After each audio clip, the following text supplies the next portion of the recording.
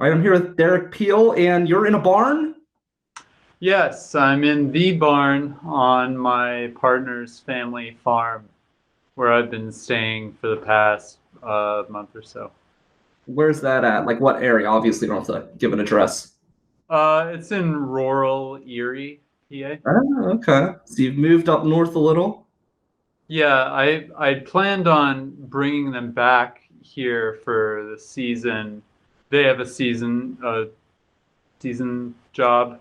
Um, so I was taking them back I was going to stay for 3 days, and then everything sort of went down. So it's So in a rural area.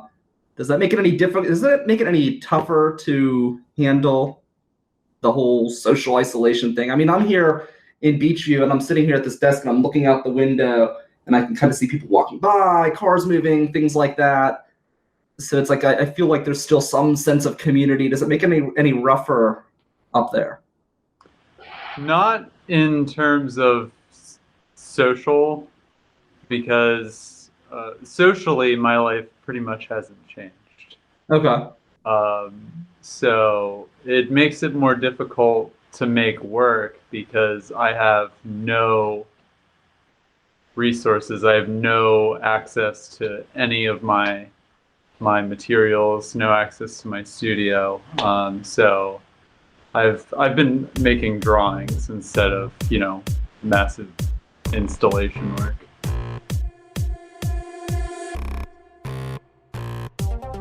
Hi, my name's Brian Crawford with pghmuseums.org, and over the next several weeks, I'll be talking with artists, museum directors, and even the general manager of a professional sports team. Due to the COVID-19 coronavirus, we'll be practicing social distancing and speaking over video, and talking about how the virus is affecting the people who make our culture community work. We'll be discussing how it's affecting their lives, how they're staying creative, overcoming challenges, and how they plan to bounce back when we can all leave our homes again. Please join me for COVID Conversations.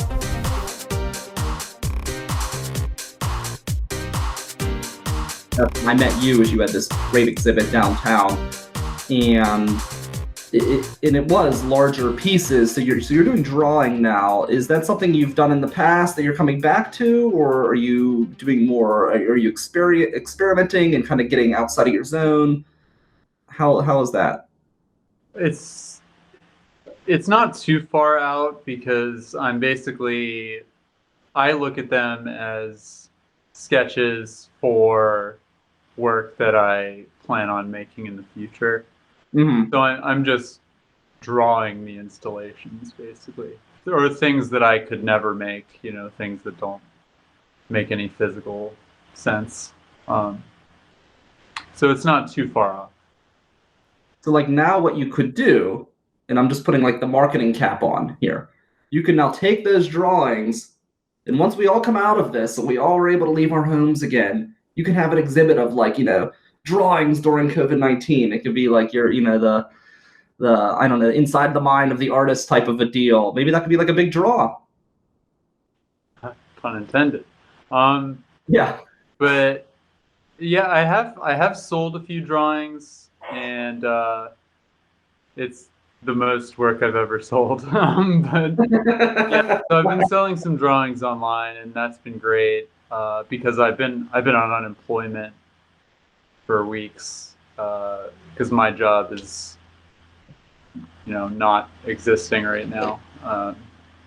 So that's been helpful. My partner's family's been really helpful. As far as making a show of drawings go, I mean, that would be great. The more the merrier. So there's two interesting points you brought up there that I want to bring up. One is you said you're selling stuff now. Do you think that has to do with the fact that people are just at home and bored? That the sales are up more? That they're thinking about different things. What do you think the reason is for that? Because I feel like right now people are probably bored out of their mind, or they're looking for ways to escape their family, because as much as like those people in some ways are lucky because they have people to talk to, you can also only tolerate another person for so long before you want to smack them or push them out a window or something like that.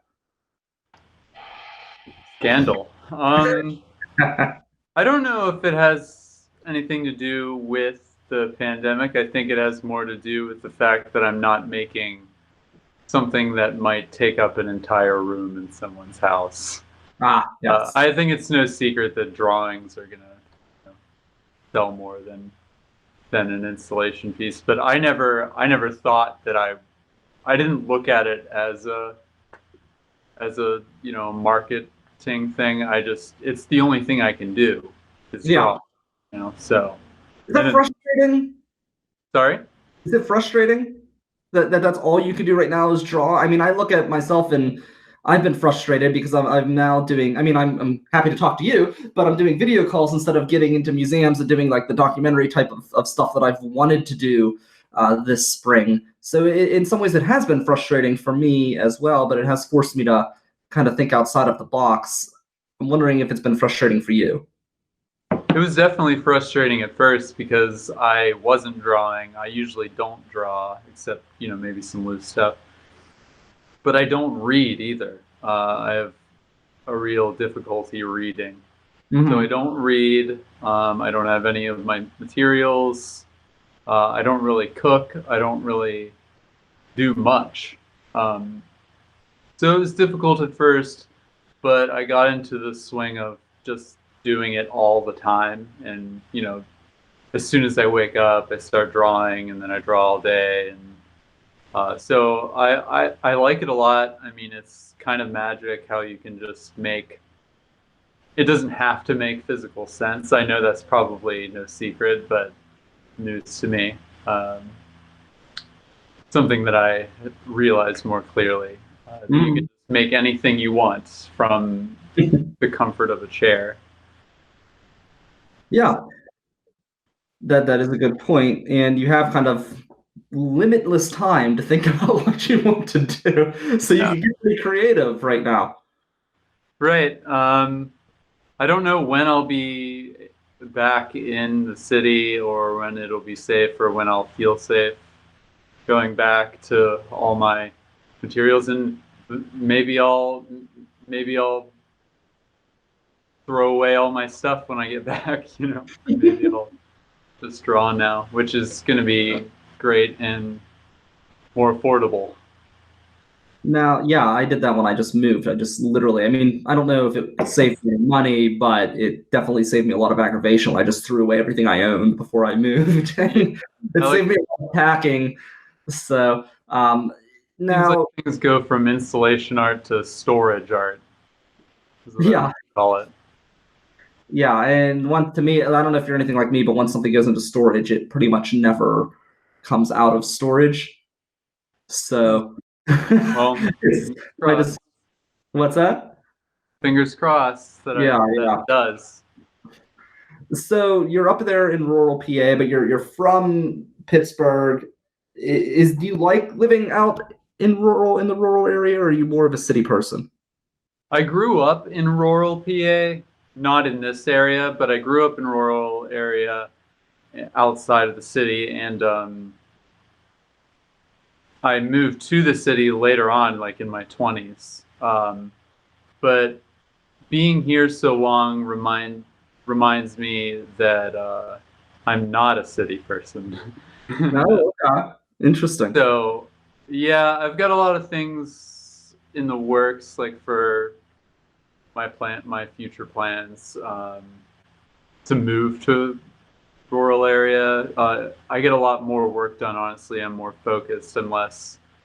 I'm a very anxious person, so it's quiet here for the most part. Mm-hmm. I can keep to myself. There's a lot of land, so I can kind of work all over the place. It's funny because it seems more ideal, actually. That they own, I forget how many acres, 10 acres. So that's my studio now. I have a 10-acre studio. Wow. So, yeah, see, to me, it's taught me the exact opposite. I grew up in suburbia out in Westmoreland County, right across the border, and I hated living here in this area my entire life. Not that that was a bad area. It was a nice area. It's a beautiful area, but I was bored to tears. And I'm a huge extrovert, so I don't like staying inside at all. I don't like not doing things. I don't like being. No. Yeah, this is horrible for me. So, yeah, so I moved to the city, and once I moved to the city, I actually ended up liking this area a lot more.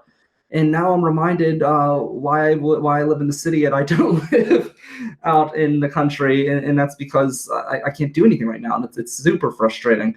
So it's interesting. It's kind of this whole situation gives you a chance to reflect on who you are and where you want to be, and I guess that's a good thing, right? In Yeah, some way. I mean, I hated the country, so I moved to the city, and then I moved to the city, and I hated the city, and now I like the country again. So Now you said you're out of work. Has that made things challenging as far as acquiring new supplies? So you can't get to your old supplies, but I imagine it's harder to get new supplies when you don't have a source of revenue coming in. sure, yeah, luckily I had some modest savings and bought some supplies. My partner lent me some of their supplies, which is great. They're very supportive. And then when I sold a few drawings, I used that to buy even more supplies. So it's Yeah, an investment. I'd be screwed if I were in your position because I have absolutely nothing saved up. So if my job got cut out on me, I'd be like, "Yeah, I'm sorry." I Well, really, I am getting unemployment, so that's good. it's only half as good, if you know. Yeah, and the stimulus is coming in. Like actually, that was one thing at my work. I almost was considering taking a 2 week vacation. They're offering 2 weeks worth of sick time, but then I found out it's only 2/3 of your pay, and I'm like, ooh, maybe I will just keep working. Yeah. But they've got the stimulus that's coming out. Do you think it's kind of like in a way worthless? I mean, not that worthless in the sense that any little bit helps, but I look at like my situation. If I was unemployed, the stimulus money would cover my rent and utilities, and that's it. And Right. if you have a job where you are unable to apply for unemployment, then you're kind of screwed. You can't eat. 1,200 just doesn't seem like enough for a lot of people. I wholeheartedly agree that it's not enough. I don't think enough is being done at all. The whole system is ridiculous. And I think that's I don't want to get, too into politics right Yeah. now, but no, I don't think it's enough at all. I Yeah, think I'm wondering what we can do as a community to help people. I know there's been a lot of different drives going on, drives to support artists. I've seen a lot of those and musicians and things like that. But there's also a lot of people who aren't creative and aren't part of any kind of a community, and they just do I don't know, they do some sort of job. They're maybe a waitress where they don't have much. They didn't claim their taxes, so they don't have much coming in from unemployment, and they don't have that kind of support system behind them. right. No, it must be extremely difficult. I have no idea, what that's like. But my heart goes out to those people. Have you used technology at all to connect with people during this situation? Am I using technology? Yeah, like outside of this call. Are you contacting people on Hangouts, or are you I've been using? keeping in touch with close friends and family. Uh, yeah, all my family is more close to the city. All my friends are there, so I'm keeping in touch with them, sending mail back and forth with some people, letters, postcards, like that. Now, what's that? Go ahead. And what have you missed anything? Is there anything that like you were like looking forward to that you've had to put on hold? Anything that you're missing that has been shut down?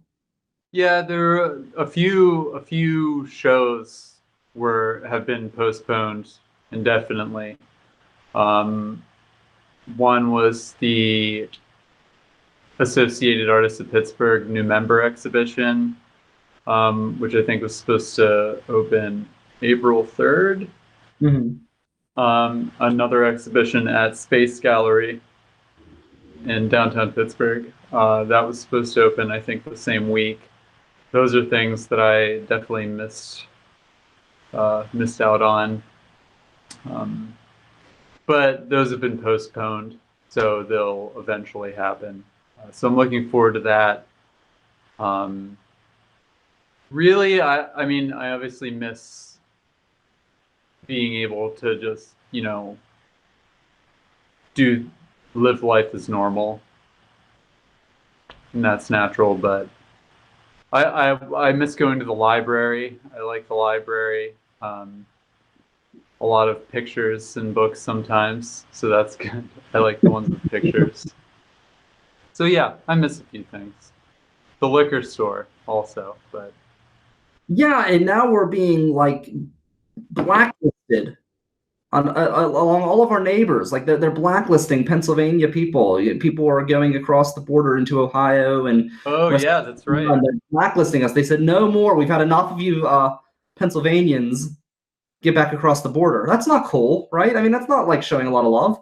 No, apparently it's a lot of states do have laws where you're not really allowed to take liquor over state lines anytime, but it's Okay. something that's never really enforced Yeah. until now because there are, droves of people going around. But luckily I stocked up. Yeah, I had a couple boxes of wine, but unfortunately they're just not really good. They're awful. Yeah. They don't taste good. And luckily I have like really cool neighbors next door, and they saw that I had a wine emergency and met me at the bottom of the steps with like a bottle of wine, poured me a glass, and then I was kind of safe. Mission Impossible. Very nice. I like it. That's Yeah, community. that's right. So do you have a big like rebound plan? What's your goal coming out of this? Governor Wolf comes down, let's just say let's be very optimistic, okay? And say June 1st, the governor comes on the TV. He says, no more shutdowns. Everything's back to business. Get out of your house. What does Derek Peel do? I won't get out of my house right away. We just have to see. Nobody knows. I mean, I think I saw that a potential time for a vaccine is like September or something like that. Mm-hmm. I'm a very paranoid person, so I'll just have to play it by ear. I don't really know what I'll do. Yeah, to me, I am always more worried about other people than myself in terms of this situation. I'm screwed. I'm basically screwed. I work at a place where, every morning there's like 30 people standing on top of one another in a confined area, and they just aren't doing very much to accommodate for social distancing. So I'm actually shocked, very shocked that I haven't gotten COVID-19 at this point. So as far as me getting out of the house and being involved in public, I'm not so worried about my health. If I wasn't in a risky job situation, I'd probably be the first one running out the door. But I do worry about infecting others because I would be, again, I'd be shocked if I haven't had it at some point, because they say some people are completely asymptomatic and they'll have it. Actually, the majority of people will get it and never know that they had Right. COVID-19. So I wouldn't even be surprised if I've already been exposed and have had it. Well, I certainly hope that you haven't, and hope that you won't. But it's good that you're doing the right thing and staying inside, even though it's painful for an extrovert to do such a thing. But I'm sorry to hear that your job is letting you down. They've gotten better, but that was because Congress came down and criticized them in some letters. But yeah, it's getting better, but it is, you do worry about other people, I think, especially someone like me. I actually, I'm kind of shocked. I hadn't gone to a doctor in like a decade, like an actual PCP. I'd go to like MedExpress or something, if I was sick or whatever, but I wouldn't go to an actual PCP. And my entire life, I've just eaten whatever I wanted to. No thought whatsoever went into timing or anything. So I assumed I'd be a mess, and I went in and I finally got a PCP, and he sent me in for blood tests, and I am perfect. So I'm not so worried about myself, surviving. But you look again, fabulous. Thank you. I wish I felt fabulous. I'm always tired. But yeah, I was like kind of surprised. But given that information, I'm not so worried about myself. But again, it's like other people. There's a lot of elderly people who work in my building, and obviously I don't want to go to my parents' house. My dad was a smoker for many years and things like that. But yeah, it is. It's a crazy time. I can't remember another time in my life that's been anything like this. No. I mean, what they're likening it to things like the Spanish flu and stuff, and nothing terribly recent, at least in the U.S. Yeah, yeah. So, yeah, and I'm really worried about places. What's that? I was just gonna say that I'm also worried about, potentially affecting others. My partner's family, their parents are both in their mid-60s, mid to late 60s. My partner, in particular, is immunocompromised. So things like that I have to consider. PGH Museums is made possible through our affiliates such as the Punxsutawney Weather Discovery Center. The Punxsutawney Weather Discovery Center is an interactive science center devoted to weather and weather folklore located in a century-old former post office in a town who's known for its weather predicting groundhog. The Punxsutawney Weather Discovery Center lets you become a tornado, make a thunderstorm, or even be a TV weather forecaster. We met up with the center's executive director, Marlene Lealock, to see if she's ever been caught playing with the green screen. Yes, don't tell my board, but yes, we play with the green screen all the time. It's fun. It's if you've never been in front of one of them, you can pretend that you're doing the weather. You can also take one of the green capes that we have and make your body disappear. So, there's all kinds of fun things that you can do with it. Has she ever forged a weather forecast and predicted a catastrophe? I can't say that I've done that, but that gives me some food for thought. You can create your own weather apocalypse forecast and learn everything the center has to offer at the Punxsutawney Weather Discovery Center. Discover more at weatherdiscovery.org. Thank you for listening to COVID Conversations, a special series for PGH Museums, produced and edited by me, Brian Crawford. Support PGH Museums by joining our membership program at pghmuseums.org/join. Our music is Energy 2013 by Sasha Endy and can be found at filmmusic.io and licensed under the Creative Commons. Let us know how you're keeping your spark in these trying times. Email me at brian@pghmuseums.org. Stay safe, keep your distance, and keep creating.